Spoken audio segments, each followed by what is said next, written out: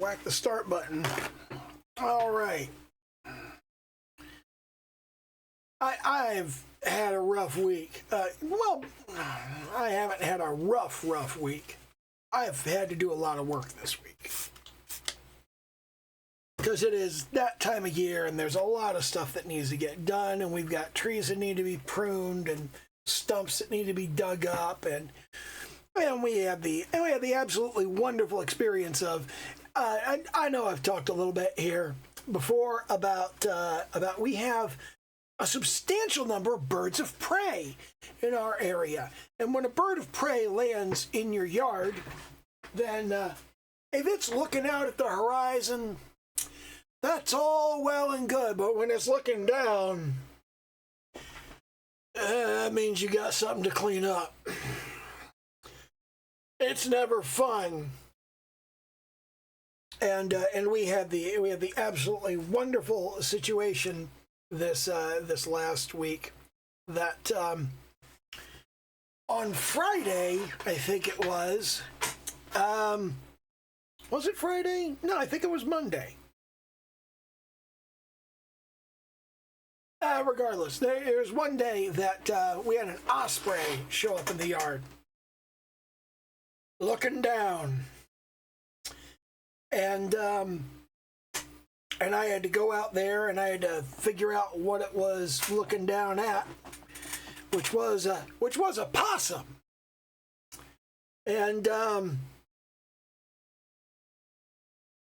I don't know how much detail y'all want, but I suffice to say that this particular osprey had found a little goodie bag in the possum. Possums are marsupials. They have a pouch to keep the babies in, like a little bag.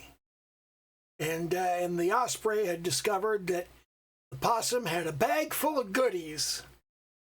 And it tore the bag open and it spread the goodies out and it ate the best parts of the goodies and just left everything else sitting there. Not fun to clean up. Not at all fun to clean up. But it does give you an opportunity to see some shit that, as an artist who intends to do a substantial amount of work in horror and violence,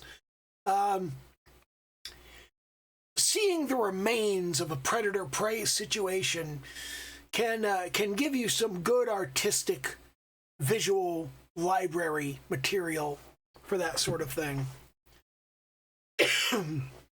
Similarly, as I was cleaning out the tool shed this week, we have a trash can in the tool shed that we use to pick up apples later on in the year when the harvest season comes around. When August rolls around, we put apples into the garbage can, and then we take them over to our neighbor who has horses. So the horses greatly enjoy the apples, and that all started because I used to collect the apples into this garbage can, and then I would go and I would throw them into the main garbage can. And every time I did that, all of the horses would line up at the fence and just kind of stare at me. And it really made me feel bad, because, those horses are looking at you and you don't know what they're thinking, but I was imagining they were thinking, I would like those apples. So we asked the neighbor, we were like, we throw away literally hundreds of pounds of apples every week. So,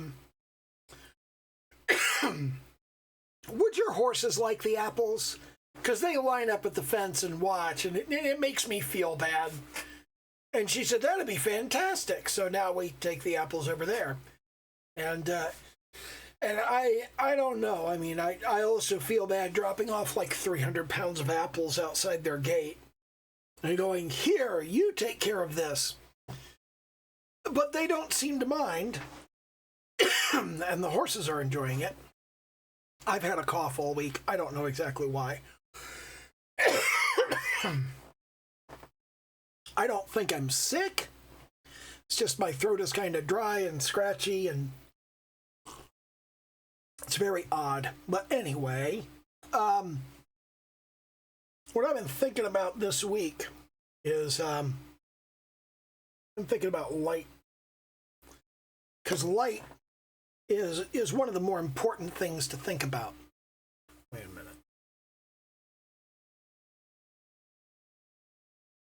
What is that?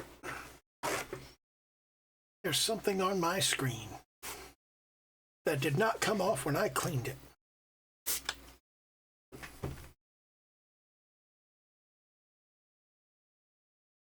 Anyway, light is really important. So I'm going to talk a little bit about light, and I'm going to talk about shadow. And I'm going to talk about this from a kind of combination standpoint, because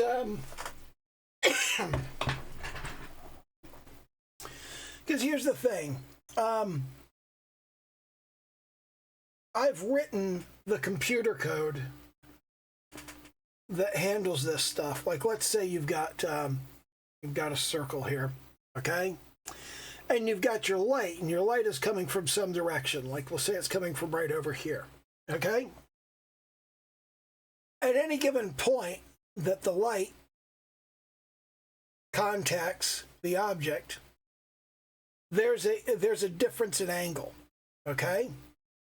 And when you got right here when the light is coming up to the object,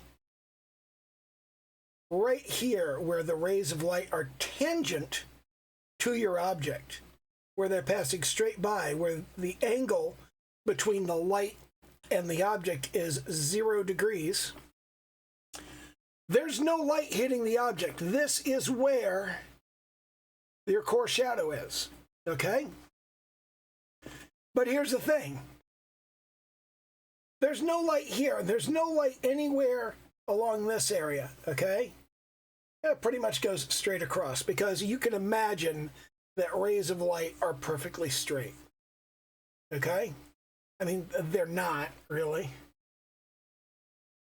but you can imagine they are. And that's a generally productive way to think about it. And you got 0 degrees there and 0 degrees there. But then right here at this spot, your light hits at an angle of 90 degrees, okay? And that's the brightest place that the light hits. That's your specular highlight. That's where your specular highlight is. But here's the thing. You might think that if this is the brightest, that's the brightest it gets, and that's the darkest it gets, you might be forgiven for thinking that halfway between them, right here, where the angle is 45 degrees, well, that would be half as bright. It's half the angle. It's half as bright, right? No, this is why you were supposed to pay attention in maths class. Because when you write the actual code to figure out how bright something is, you have the light striking the particular object. And you have, for the object, you have your red, green, and blue components, or you could have your cyan, magenta, yellow, and black components. Man! So you could have either one of those, or, you could do hue, saturation value. You could do luminosity and brightness with hue as well. So you got your HSV, you got your HLB, you've got your RGB, your CMYK. You got all these different ways of thinking about color, okay? But we're going to concern ourselves solely with white, where all of these are identical and they're very high. They're essentially the highest that they could be. And depending on how reflective your particular surface is, it reflects a certain amount of the light back, okay? So you have a light, and that light has an RGB color. It has a color value of some sort to it. And you take all of the values of that color and you put them against this 90-degree angle piece of light. That's going to reflect back exactly the same color, okay? But if you have an angle, it's going to reflect reduced values.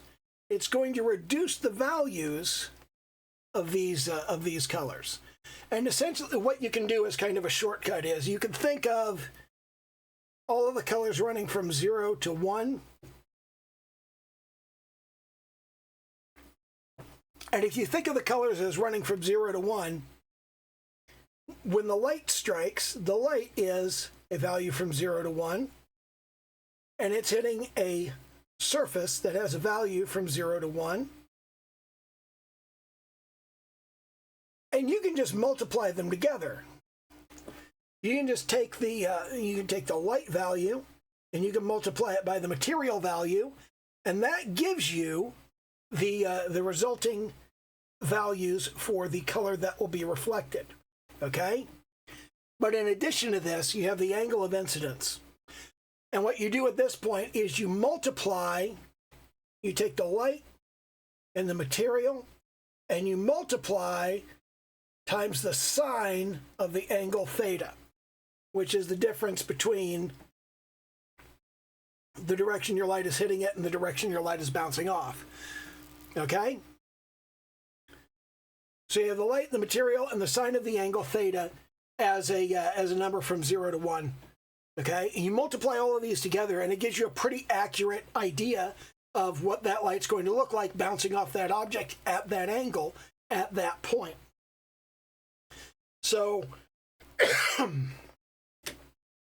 using this fairly simple algorithm to figure that out, what you end up with is this notion that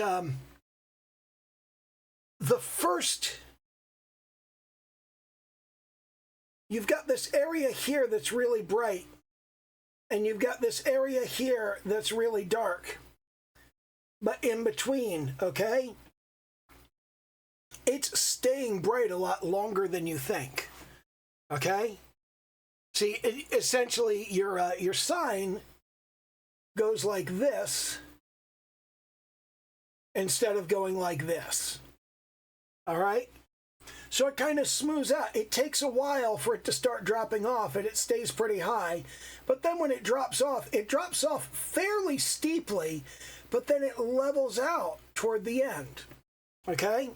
And that leveling out, that gives you a sort of, there's an area where you get this specular highlight here, where everything's very, very bright. And there's an area where you get kind of this shading into the core shadow, which is where everything is kind of, everything is losing the light and it's turning into a shadowed area. So let me fire up a new layer here. And if we start with just a basic white circle, okay? And we say, well, the light is going to come from over here, and we're going to make it a kind of very bright yellow, okay? So we're going to make this kind of a very bright, desaturated yellow, okay? So let's saturate that a little more, actually. Make it nice and bright, right like that. So that's going to hit here, and it's going to bounce back, and it's going to be about the same color, okay? And it's going to stay about the same color. But as you get farther away from there, this color is going to drop off, okay? It's going to drop off, and you're going to get closer and closer to the color of your underlying object, okay? You're going to get the reflected light, but then you're going to start getting just the color of your object. And when you get down to just the color of your object, you got nothing but the color of your object. That's also where you start getting into shadow, right here. And I'm going to use kind of a mild gray there. So right here, this entire area from here to here, the light can't reach it. The light can't shine on that. It can't shine on this at all. This whole area here, the light cannot reach.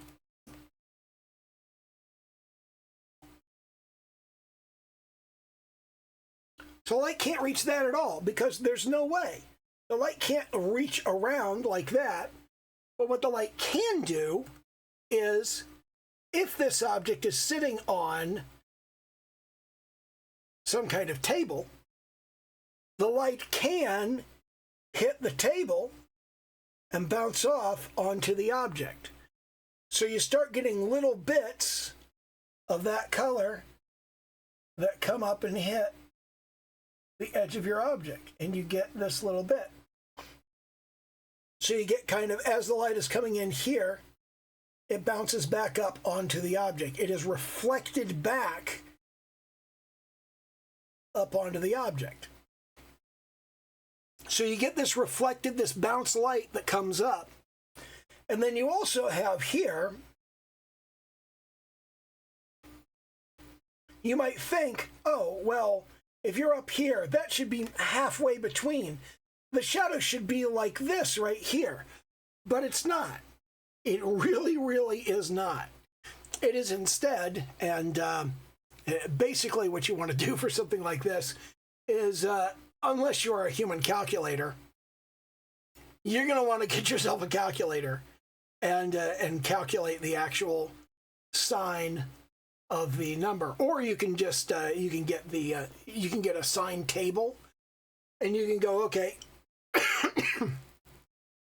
45 degrees right here. 45 degrees is actually point. Let me use a 0.7071. So what you want is something that's about 70% of full white. So that's about 50%. You want to come up to about here. That's about what color that's going to be. It's going to be about like that. And you can kind of follow the contour around and go, this is where our 45 degrees, our 45 degree angle is, right there. And obviously it's going to get a little bit darker, but it doesn't reach 80% until you get to about 54 degrees. So right about here is going to be like this. And then you've got, it keeps going until you get to, you got 86% at 60 degrees, which is like right about here. That is about 1/2 right there. That's about 86% black. And what you can do is you can think of this, well, I've been thinking of this, as a kind of blending situation. Where you want to sort of blend your dark color up into that next band of color. And that's sort of the way I've been thinking about it, is you pull the light down across the object,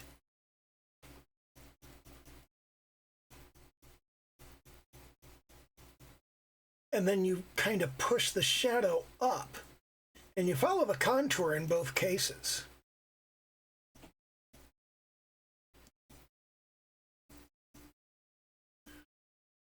But the way this specs out is really very different than people typically think.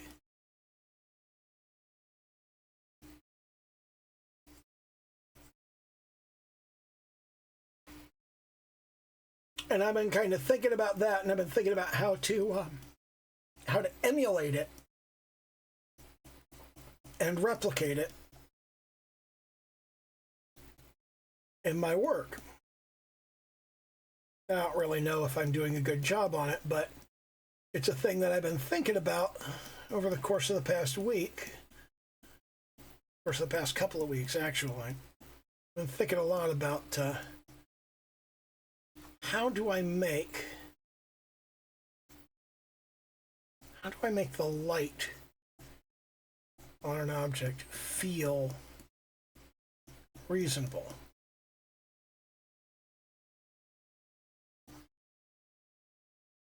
Not very good at it, I don't think. But I'm just thinking about it, and I'm going from first principles. Okay? I'm going from first principles and thinking about how do these things work.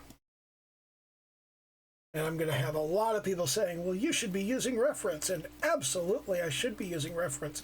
But I'm not, because I'm trying to work from first principles.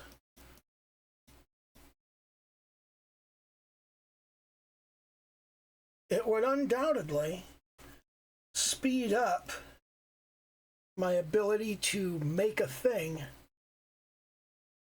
if I were working from reference, if I were copying the reference. But what I'm trying to do is think about why. Why would the thing happen?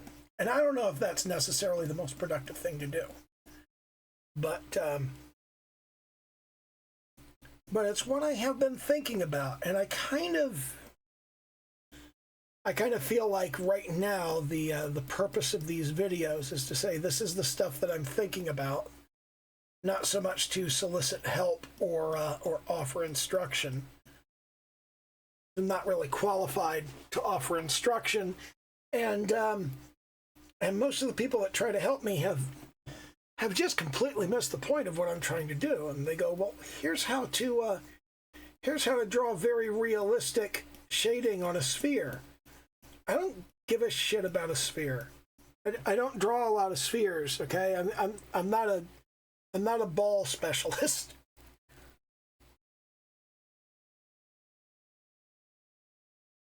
That's not the focus of my effort.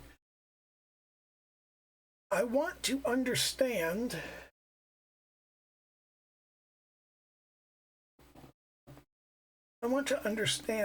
why things work the way they do,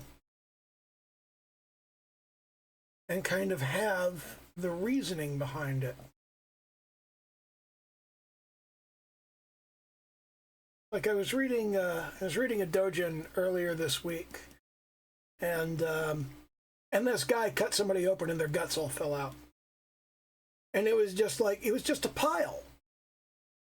It was just a pile of nondescript stuff, and I was looking at that and I was going, if I draw somebody's guts falling out, I don't want to just see a pile. I want to see a reasonable representation of what somebody's guts would look like if they fell out. I want to be able to recognize individual organs within the guts and go, oh man, look what happened there. Oh, geez, look at that. Oh, that's gross. Don't worry, I'm not going to be showing pictures. But I feel like a lot of people are just... And I rail a lot about the issue that I'm not producing finished work, but at the same time, I don't feel ready to produce finished work because I don't understand all of the pieces that go into it. That may not be the best way to proceed, but it's the direction that I'm going at the moment. The thing about contour lines is that they really go in every direction at once. It's like, depending on where you start drawing your contour lines, they could have literally any orientation. You don't have to draw them lined up with the light source.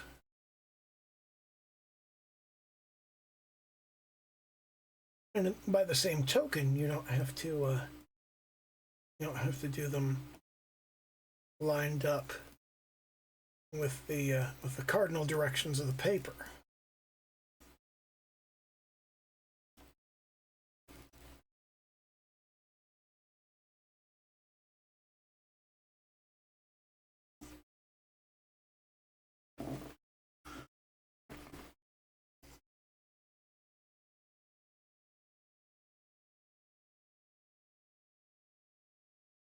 feel like probably the best way to proceed on something like this would at this point be to kind of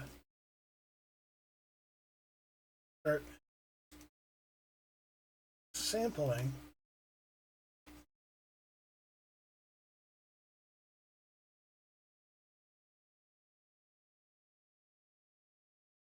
the different colors and just kind of pulling it up. I should really be doing this with a softer brush. I set the hardness down lower. I set the hardness very low. I set the size farther up.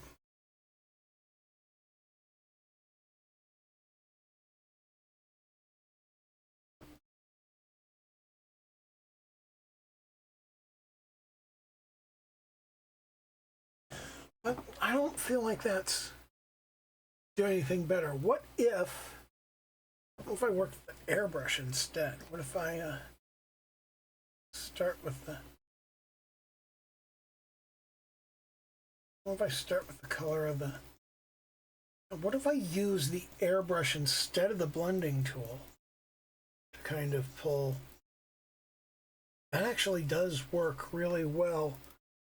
I feel like I should be working in a larger form.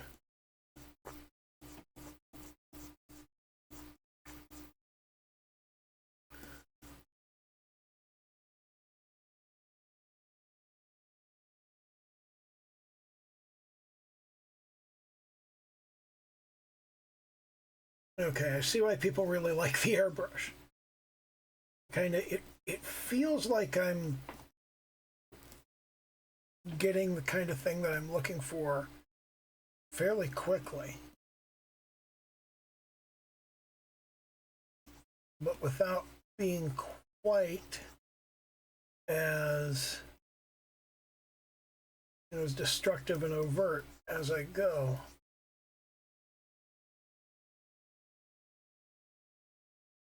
It's fairly easy to get up under here and do.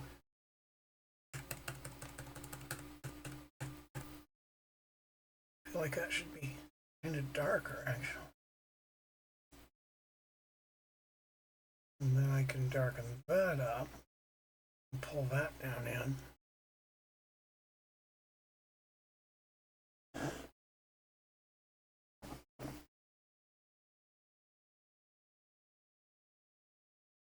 I don't know if this is necessarily the best approach to be taking on this. I mean, it is something, but yeah, I'm going to pause for a second here, and I'll be right back.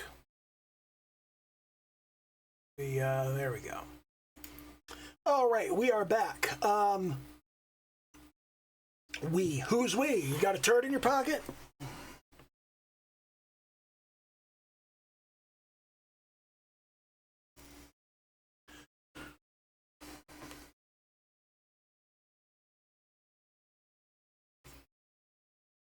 I feel like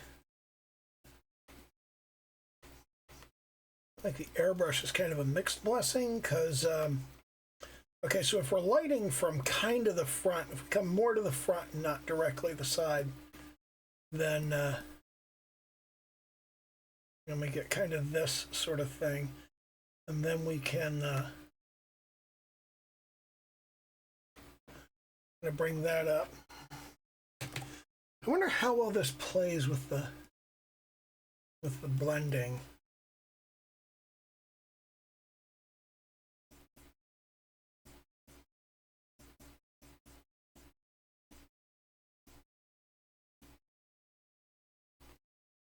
No, it doesn't.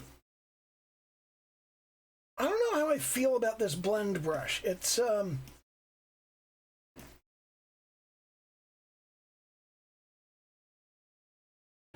not really doing what I want it to do. I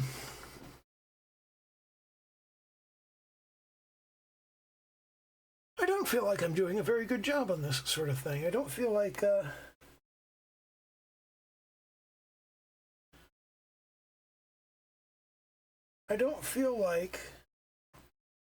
when I get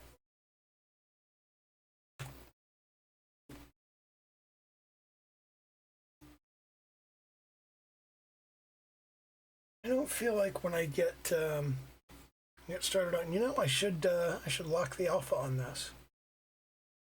And that way I can only shadow. And I can go, well, how far does the shadow go? And I can just kind of pull it upward. And go, all right, there's shadow right there.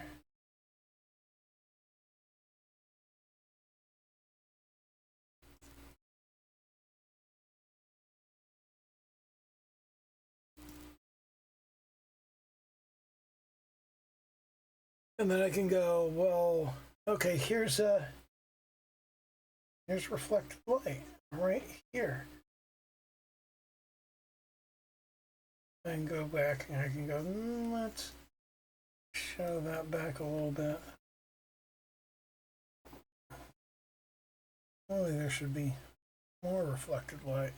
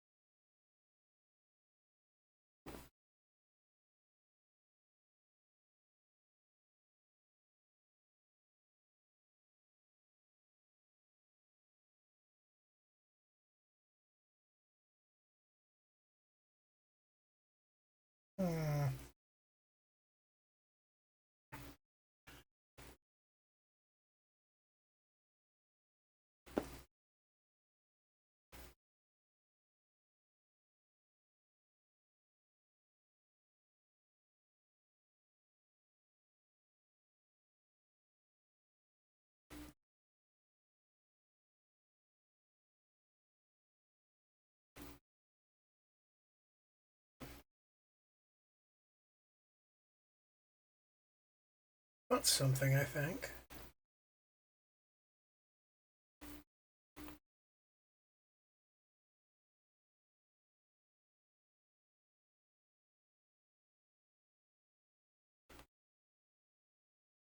Not sure how I feel about that.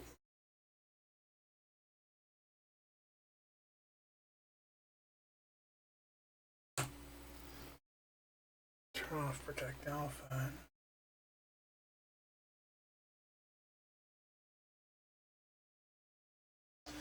What happens if I put the airbrush on erase?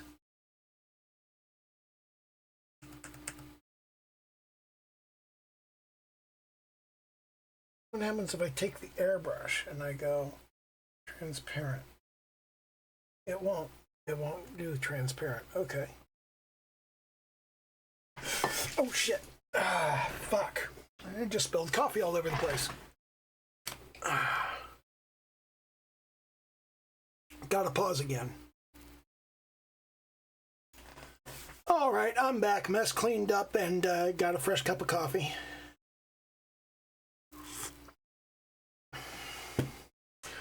But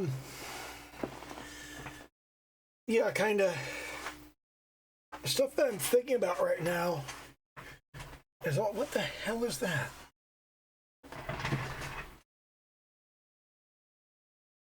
Stuff that I'm thinking about is all just like it's all about how to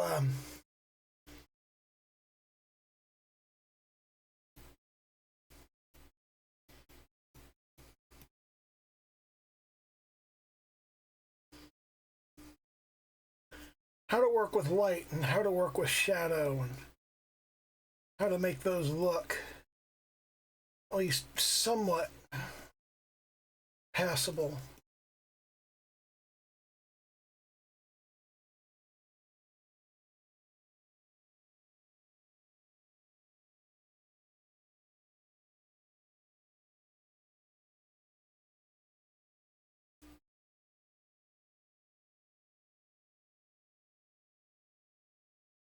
I don't know.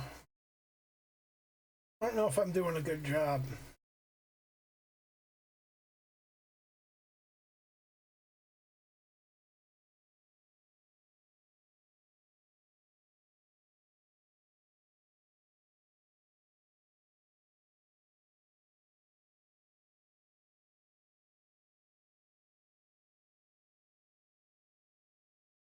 I don't know how to start doing a good job.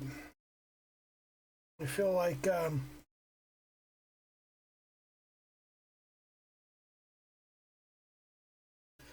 sometimes I feel like I don't know what a good job looks like, which I tell people all the time is the problem with your various machine art garbage that you see people making. They don't know what looks good and what doesn't. Oh, there's another thing about shadows I wanted to kind of sort of talk about.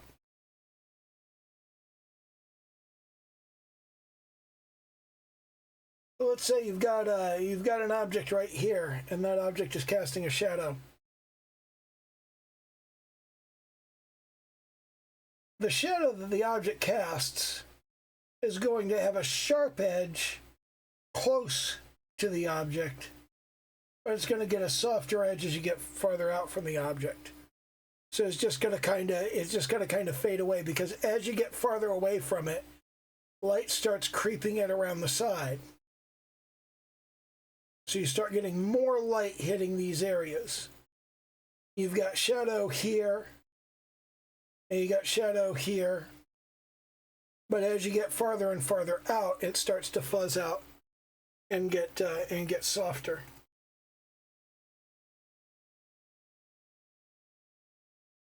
So it's like you have a cast shadow. It's going to be very sharp where it's close to the object, but then as you get farther away, it's going to get substantially softer, and it's going to kind of fade.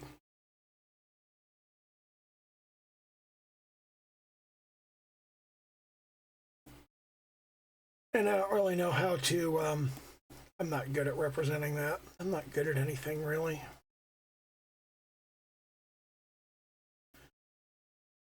I'm good at the maths. I'm not good at the drawing. Not something I've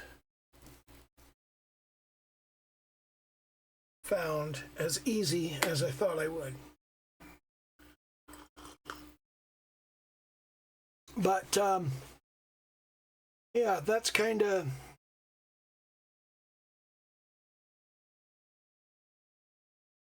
I don't know. That was sort of the idea I had to just kind of ramble about, was, you know, shadows and how shadows work and how light works.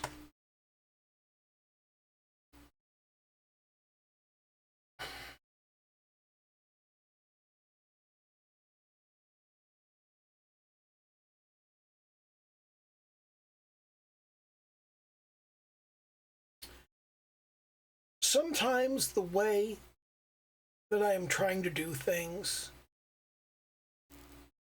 feels like it is never going to work, and I think it would be more accurate to represent it as it takes longer to work.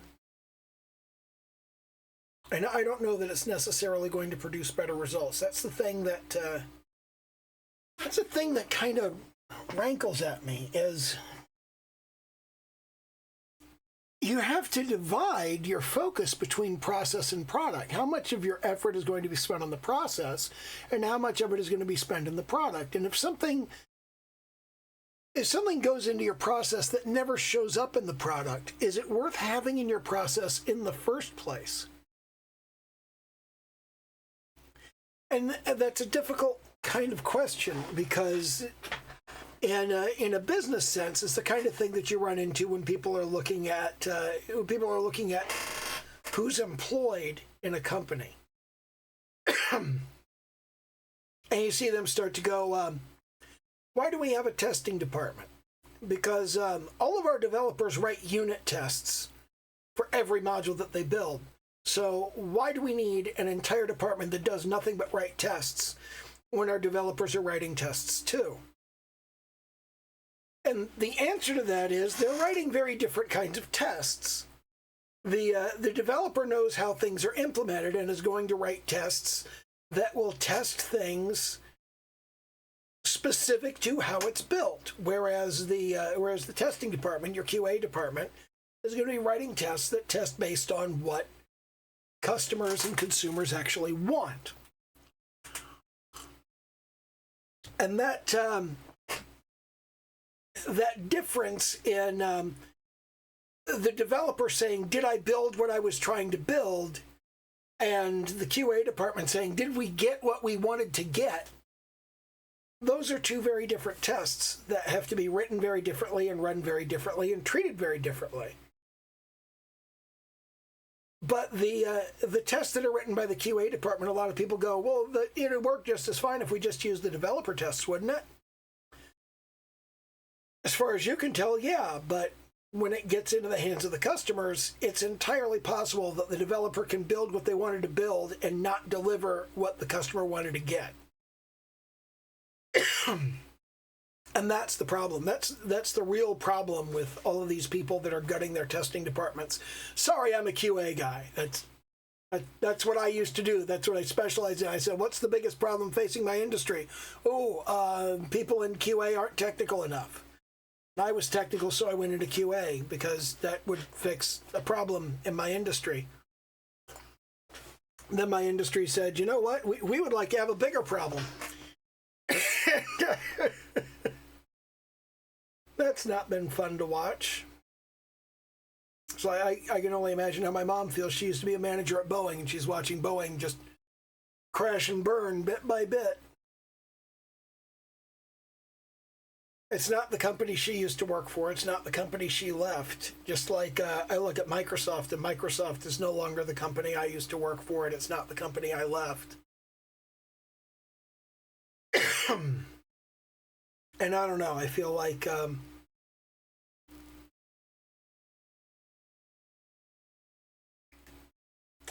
we're at an inflection point in history where a lot of decisions are being made for the wrong reasons. And nobody's listening to the people that understand why those are the wrong decisions. They go, no, it's a new world. Things don't work the same way. Yeah, they do. Economic reality is economic reality. If you build a product nobody wants, nobody's going to buy it. Oh, but we can make them buy it. No, you really can't. You might think you can, but no. That's an arms race, and you're going to lose. But, yeah. Everything seems to be going straight to hell lately.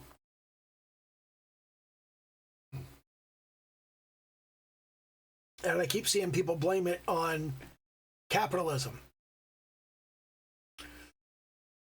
Capitalism is the only thing keeping it from falling apart entirely. It would have gotten so much worse if this was a socialist scenario. It always does.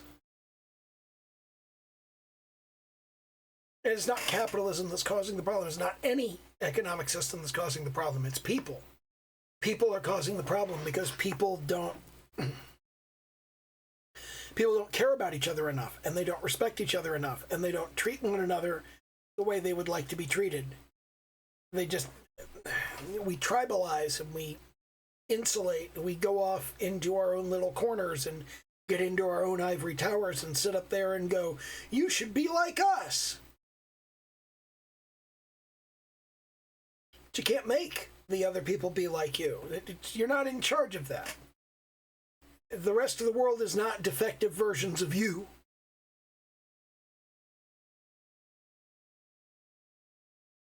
And I just feel like people have lost track of that. And I'm just tired. I'm so tired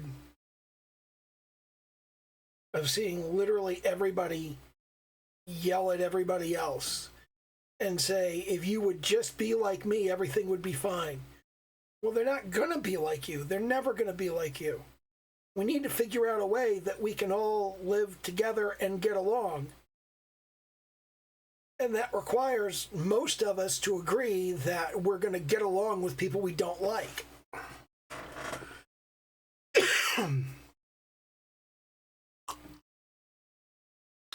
But nobody wants to do that. And I don't know. That's all I have to say about that. And do the little YouTube dance, like, comment, subscribe, and hit the little bell icon, all that happy horse shit. And okay, bye.